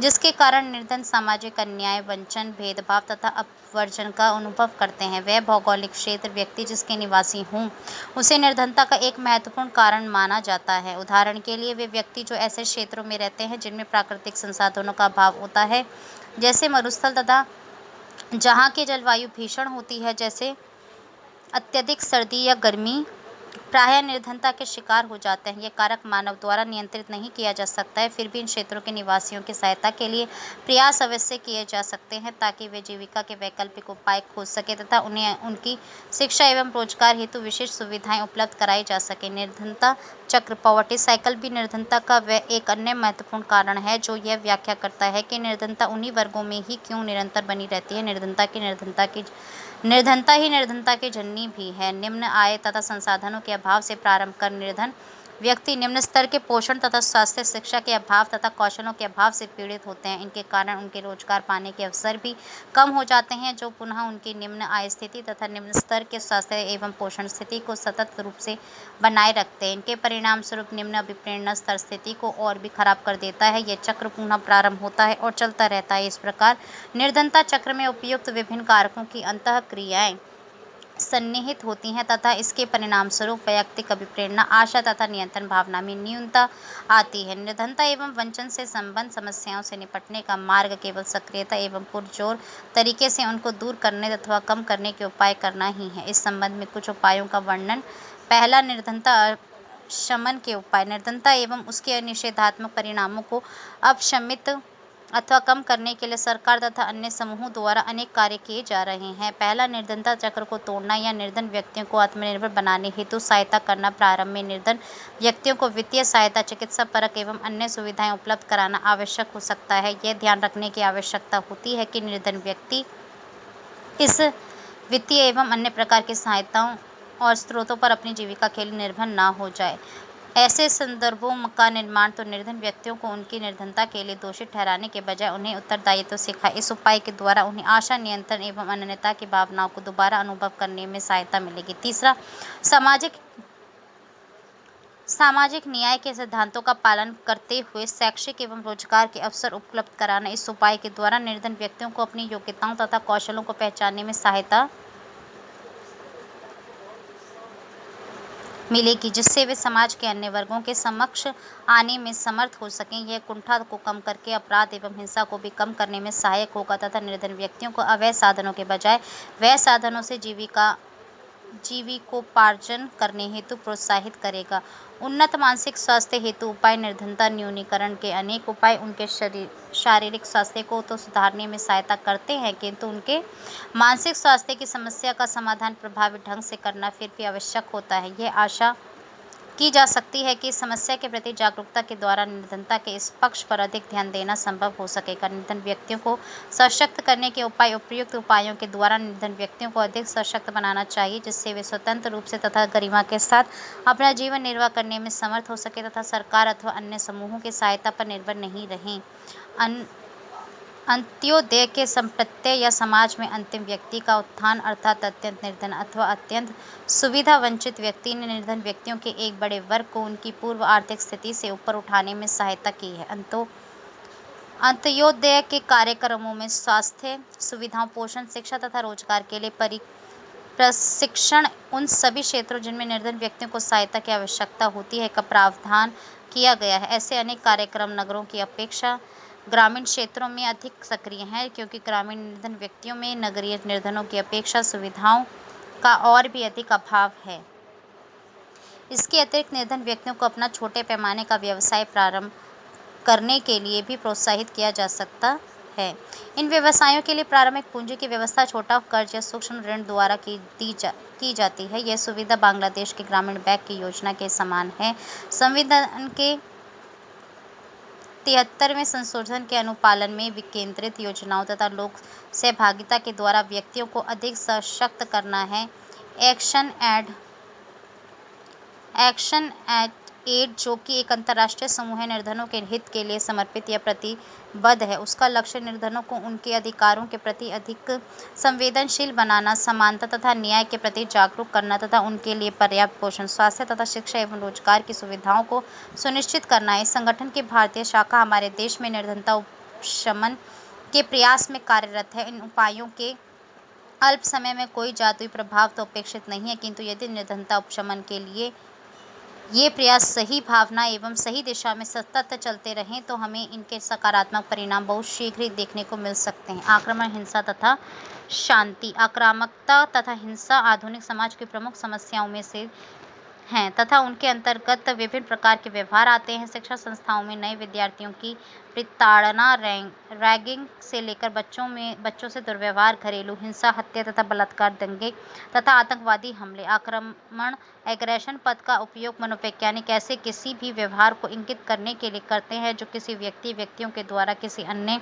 व्यक्तियों को हानि पहुंचाने के आशय से किया जाता है। इसे वास्तविक क्रियाओं अथवा कटु वचनों या आलोचना द्वारा अथवा यहाँ तक कि दूसरों के प्रति शत्रुतापूर्ण भावनाओं द्वारा भी प्रदर्शित किया जा सकता है। दूसरे व्यक्ति या वस्तु के प्रति बलपूर्वक ध्वंसात्मक या विनाशकारी व्यवहार को हिंसा, वायलेंस कहा जाता है। कुछ मनोवैज्ञानिक आक्रमण तथा हिंसा में इस आधार पर भेद करते हैं कि आक्रमण में दूसरे व्यक्ति को हानि या चोट पहुंचाने के आशय से व्यवहार किया जाता है, जबकि हिंसा में यह आशय हो भी सकता है और नहीं भी हो सकता है। उदाहरण के लिए किसी दंगे में बस अथवा दूसरी सार्वजनिक संपत्ति को जलाना हिंसा और आक्रमण दोनों ही कहलाते हैं। किंतु मान लीजिए आप किसी व्यक्ति को अपनी मोटरसाइकिल को उग्रता के साथ ठोकर मारते हुए देखते हैं। इस व्यवहार के पीछे उस व्यक्ति का आशय केवल मोटरसाइकिल को प्रारंभ करना हो सकता है, इसलिए यह व्यवहार आक्रमण नहीं कहा जाएगा। इसके विपरीत व्यक्ति यही उग्र व्यवहार मोटरसाइकिल को क्षतिग्रस्त करने के लिए भी कर सकता है, क्योंकि वह उस व्यक्ति मोटरसाइकिल का मालिक को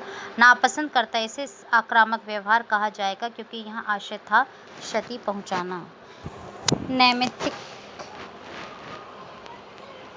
आक्रमण, इंस्ट्रूमेंटल एग्रेशन तथा शत्रुतापूर्ण आक्रमण, हॉस्टाइल एग्रेशन में भी भेद किया जाता है। जब किसी लक्ष्य या वस्तु को प्राप्त करने के लिए आक्रमण किया जाता है तो उसे नैमित्तिक आक्रमण कहते हैं। उदाहरण के लिए एक दबंग छात्र विद्यालय में नए विद्यार्थी को इसलिए चपत लगाता है जिससे कि वह उसकी चॉकलेट ले सके। शत्रुतापूर्ण आक्रमण वह कहलाता है जिसमें लक्ष्य पीड़ित के प्रति क्रोध की अभिव्यक्ति होती है और उसे हानि पहुंचाने के आशय से किया जाता है, जबकि हो सकता है कि आक्रामक का आशय पीड़ित व्यक्ति से कुछ भी प्राप्त करना न हो।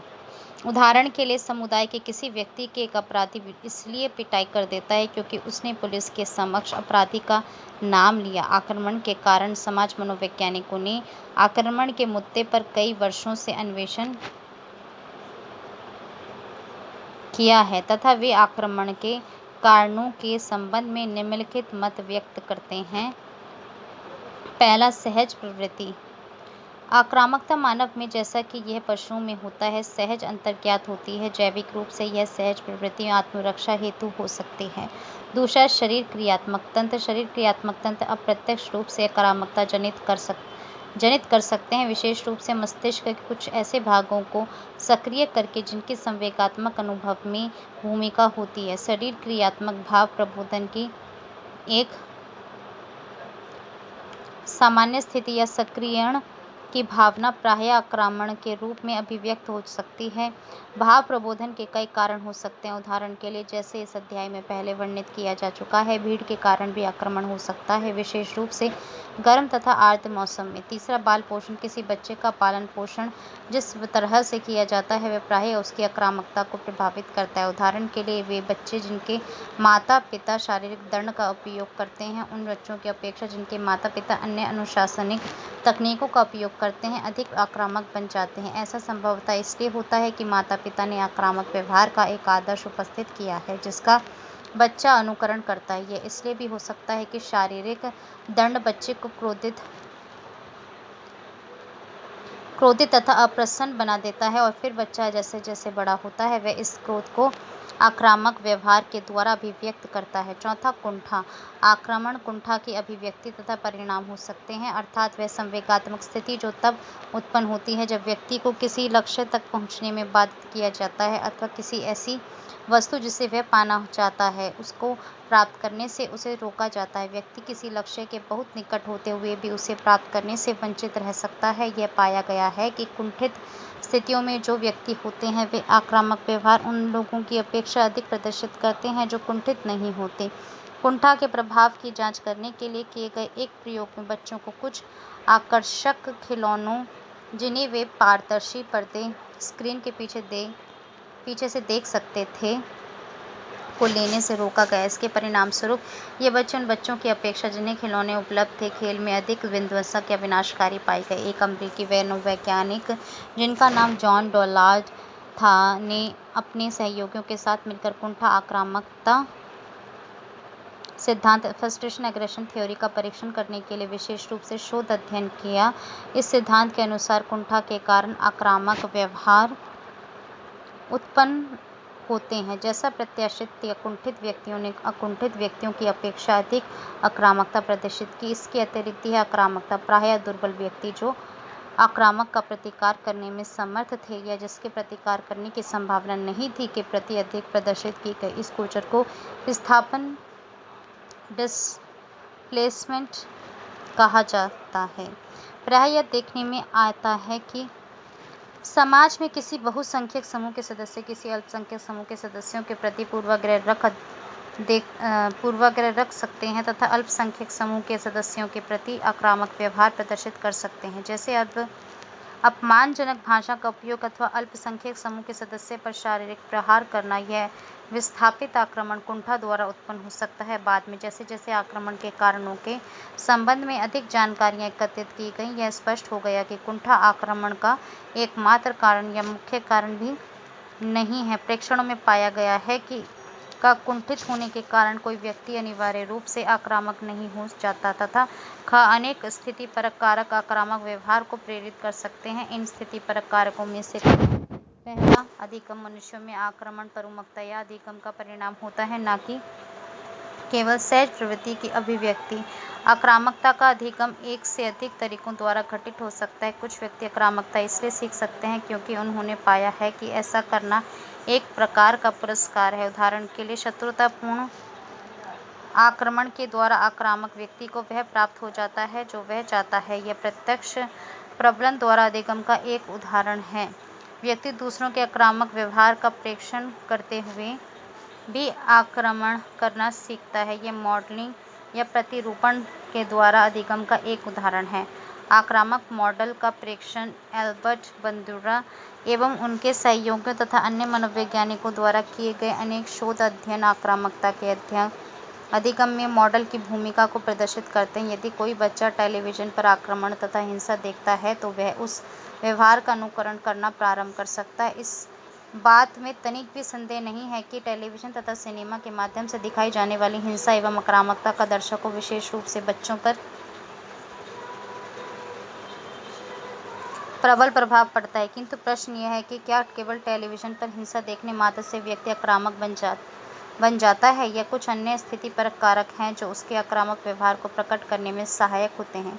इस प्रश्न का उत्तर विशिष्ट स्थितिपरक कारकों के संबंध में प्राप्त करके दिया जा सकता है। दूसरों द्वारा क्रोध उत्तेजक क्रियाएं। यदि कोई व्यक्ति एक हिंसा प्रदर्शित करने वाला सिनेमा देखता है तथा इसके पश्चात उसे किसी अन्य व्यक्ति द्वारा क्रोध दिलाया जाता है, उदाहरण के लिए उसका अपमान कर या उसे धमकी देकर शारीरिक आक्रमण द्वारा या बेईमानी द्वारा, तो उस व्यक्ति में आक्रामक व्यवहार प्रदर्शित करने की संभावना बढ़ जाती है, इसकी तुलना में कि यदि उसे क्रोधित नहीं किया गया हो। जिन अध्ययनों के द्वारा कुंठा आक्रामकता सिद्धांत का परीक्षण किया गया था, उनमें व्यक्ति को उत्तेजित कर क्रोध दिलाना कुंठा उत्पन्न करने का एक तरीका था। आक्रमण के शस्त्रों, हथियारों की उपलब्धता। कुछ शोधकर्ताओं ने पाया है कि हिंसा को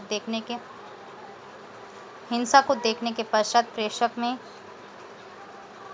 आक्रामकता की अधिक संभावना उसी दशा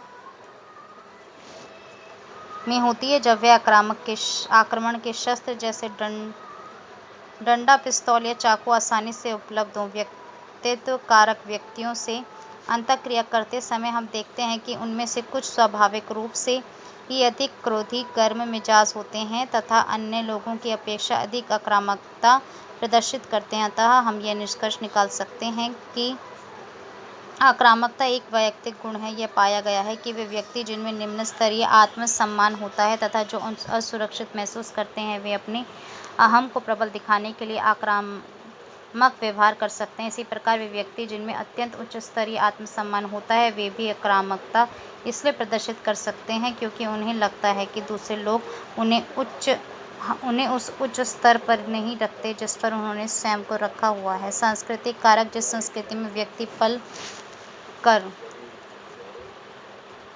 बड़ा होता है, वे अपने सदस्यों को आक्रामक व्यवहार सिखा सकती है अथवा नहीं।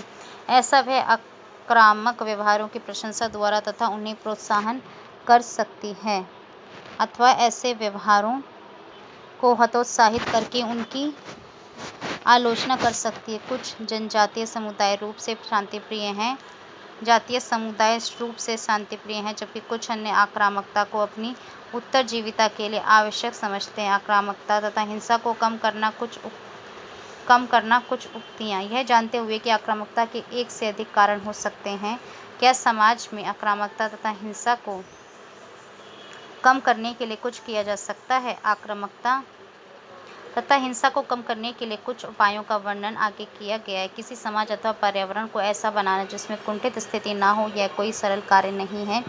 तथापि आक्रामकता के अधिगम को बढ़ती हुई आक्रामकता की सामान्य समस्या के प्रति उपयुक्त अभिवृत्ति विकसित कर कम किया जा सकता है। माता पिता या शिक्षकों को विशेष रूप से सतर्क रहने की आवश्यकता है कि वे आक्रामकता को किसी भी रूप में प्रोत्साहित या पुरस्कृत न करें। अनुशासित करने के लिए दंड के उपयोग को भी परिवर्तित करना होगा। दूसरा, आक्रामक मॉडलों के व्यवहारों का परीक्षण करने तथा उनका अनुकरण करने के लिए अवसरों को कम करने की आवश्यकता है। आक्रमण को वीरोचित व्यवहार के रूप में प्रस्तुत करने को विशेष रूप से परिहार करने की आवश्यकता है, क्योंकि इससे प्रेक्षण द्वारा अधिगम करने के लिए उपयुक्त परिस्थिति का निर्माण होता है। तीसरा, निर्धनता तथा सामाजिक अन्याय आक्रमण के प्रमुख कारण हो सकते हैं, क्योंकि वे समाज के कुछ वर्गों में कुंठा उत्पन्न कर सकते हैं। सामाजिक न्याय तथा समानता को समाज में परिपालन करने से कुंठा के स्तर को कम करने तथा उसके द्वारा आक्रामक प्रवृत्तियों को नियंत्रित करने में कम से कम कुछ सीमा तक सफलता मिल सकती है।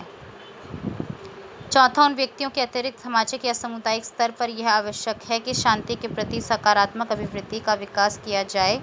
हमें न केवल आक्रामकता को कम करने की आवश्यकता है, बल्कि इसकी भी आवश्यकता है कि हम सक्रिय रूप से शांति विकसित करें एवं उसे बनाए रखें। हमारे अपने सांस्कृतिक मूल्य सदा शांतिपूर्ण तथा सामंजस्यपूर्ण सह अस्तित्व को अधिक महत्व देते हैं। हमारे राष्ट्रपिता महात्मा गांधी ने विश्व को शांति का एक नया दृष्टिकोण, जो कि केवल आक्रमण का अभाव नहीं था, यह अहिंसा, नॉन वायलेंस का विचार था, जिस पर उन्होंने स्वयं जीवन भर अभ्यास किया।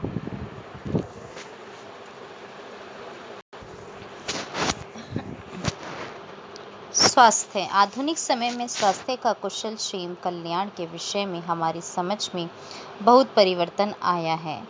अब यह स्वीकार किया जाने लगा है कि अनेक स्वास्थ्य संबंधी परिणाम केवल रोग के प्रकार ही नहीं है, बल्कि हमारे सोचने तथा व्यवहार करने के ढंग के भी परिणाम है। यह विश्व स्वास्थ्य संगठन WHO द्वारा दी गई स्वास्थ्य की परिभाषा में भी परिलक्षित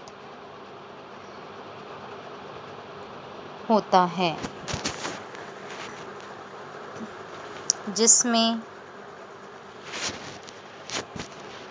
जिसके अंतर्गत स्वास्थ्य के जैविक, मनोवैज्ञानिक तथा सामाजिक पक्ष अंतर्निहित हैं।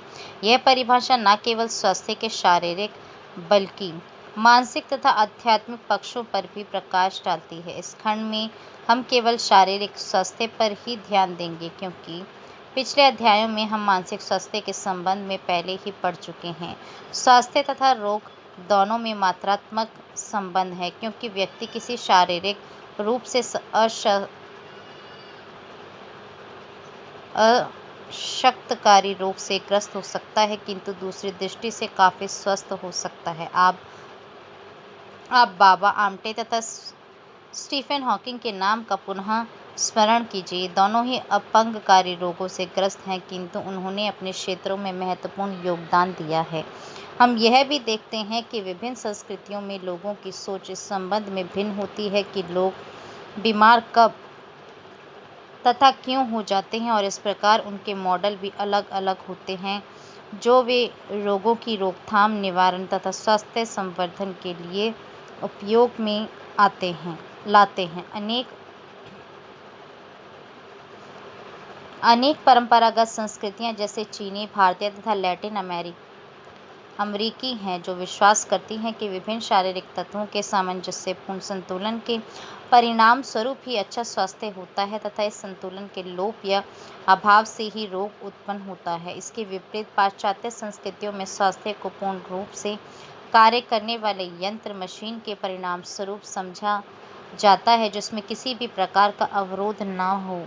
विभिन्न संस्कृतियों में जो भिन्न आयुर्विज्ञान पद्धति विकसित हुई हैं, वे इन्हीं मॉडलों पर आधारित हैं। आप एक अन्य तथ्य जानना चाह सकते हैं। विश्व स्वास्थ्य संगठन द्वारा प्रस्तुत विश्व स्वास्थ्य रिपोर्ट में पाया गया है कि विकासशील देशों जैसे एशिया, अफ्रीका तथा लैटिन अमेरिका में अधिक लोग संक्रामक या संचारी रोगों जैसे HIV, एड्स, तपेदिक मलेरिया, श्वसन संक्रमण तथा पोषणहीनता के कारण मरते हैं। विकसित देशों में प्रमुख कारण विभिन्न द्वाहिका रोग, कैंसर तथा मनोरोग विकार हैं। ये अंतर इन संस्कृतियों की आर्थिक और सामाजिक संरचनाओं तथा उनकी मनोवैज्ञानिक विशेषताओं के आधार पर समझाए जा सकते हैं। वैयक्तिक स्तर पर मनोवैज्ञानिक अनेक प्रकार के कारकों को इंगित करते हैं, जैसे स्वास्थ्य संबंधी संज्ञान जिनमें अभिवृत्तियां तथा विश्वास भी अंतर्निहित हैं, व्यवहार तथा सामाजिक कारक जो शारीरिक कुशल क्षेम या रोग से संबंध होते हैं। का संज्ञान, आपने देखा होगा कि कैसे कुछ व्यक्ति यदि इस प्रकार के लक्षणों से ग्रस्त हों, जैसे मिचली, जुकाम, अतिसार, चेचक इत्यादि, तो वे दूसरों की अपेक्षा चिकित्सक से जल्दी सहायता मांगते हैं। सहायता मांगने में ये विभिन्नताएं रोग, उसकी तीव्रता तथा रोग के कारणों से संबंधित मानसिक प्रतिनिधानों में लोगों द्वारा किए गए अंतरों के कारण होती हैं। संभव है कि कोई व्यक्ति जुकाम के लिए चिकित्सक से कोई सहायता ना मांगे, यदि वह यह कारण आरोपित करता हो कि दही खाने से जुकाम हो गया, या कुष्ठ रोग अथवा चेचक को भी यदि वह ईश्वर का प्रकोप समझता हो, तो वह चिकित्सक से सहायता नहीं मांग सकता है। रोग के संबंध में जागरूकता या जानकारी का स्तर, यह विश्वास कि वह क्यों उत्पन्न होता है तथा इस व्यथा से छुटकारा पाने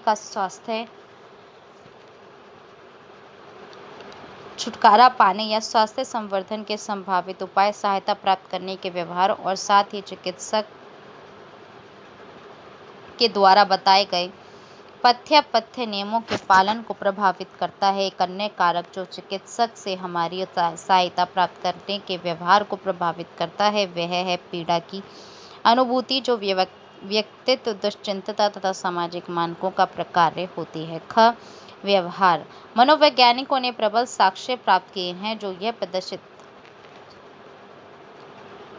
यह प्रदर्शित करते हैं कि हमारे व्यवहार तथा जीवन शैली हमारे स्वास्थ्य को अत्यधिक प्रभावित करते हैं। लोग ऐसे व्यवहार परक जोखिम उठाने जैसे धूम्रपान या तंबाकू का उपयोग, मद्य तथा मादक द्रव्य का उपयोग, दुरुपयोग, असुरक्षित काम व्यवहार, आहार तथा शारीरिक व्यायाम इत्यादि में अत्यधिक भिन्नताएं प्रदर्शित करते हैं।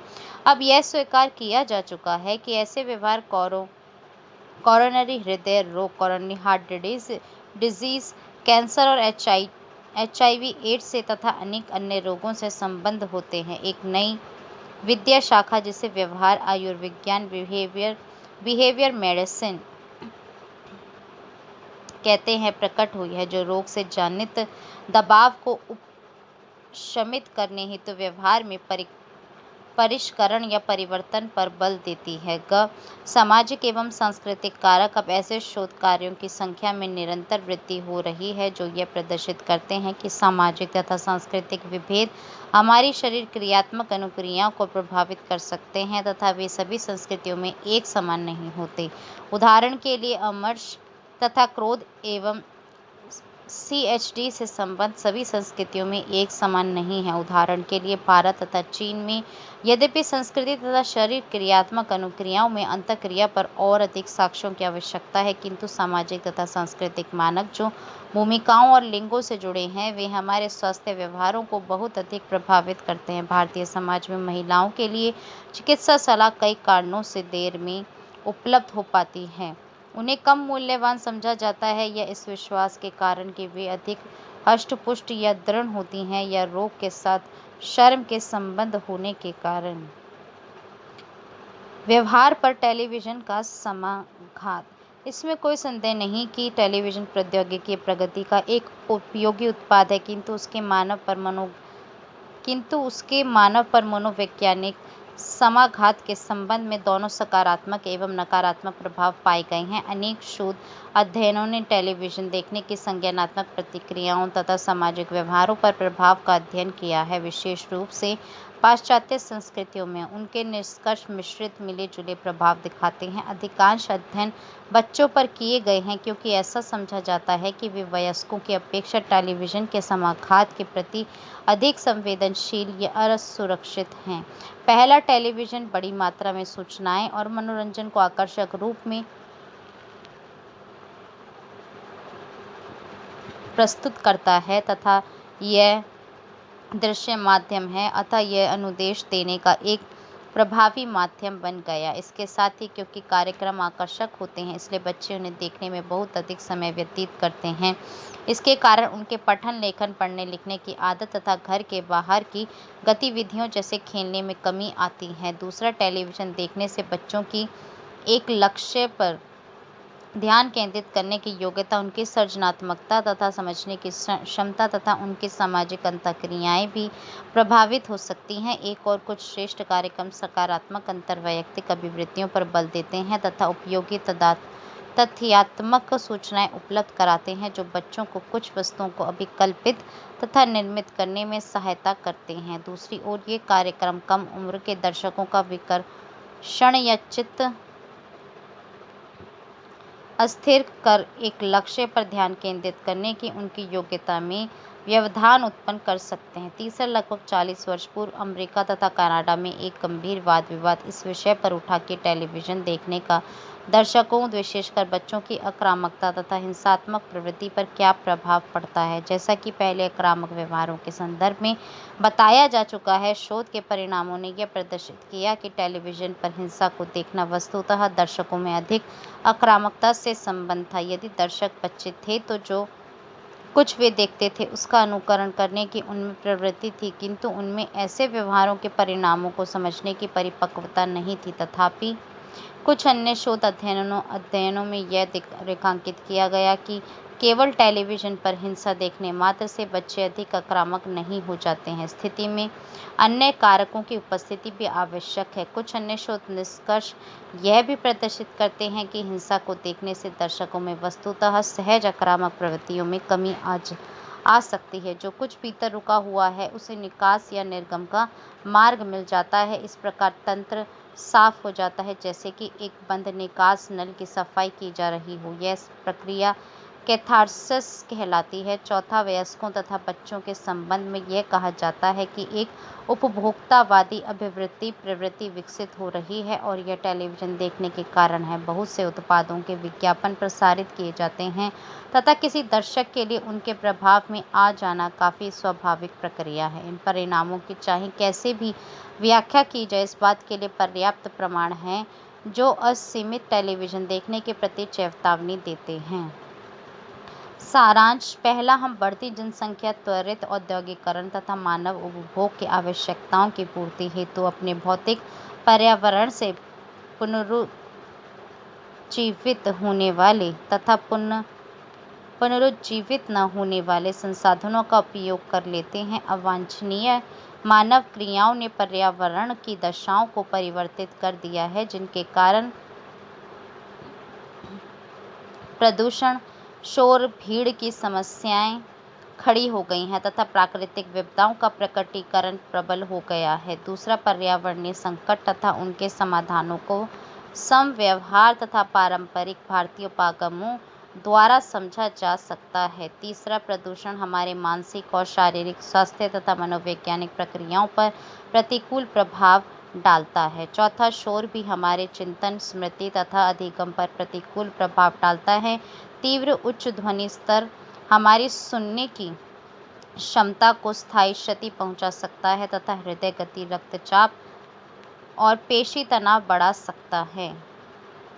पांचवा, भीड़ पर्याप्त स्थान न होने की मनोवैज्ञानिक अनुभूति है। भीड़ संज्ञानात्मक निष्पादन, अंतरवैयक्तिक संबंधों तथा शारीरिक एवं मानसिक स्वास्थ्य पर निषेधात्मक प्रभाव डालती है।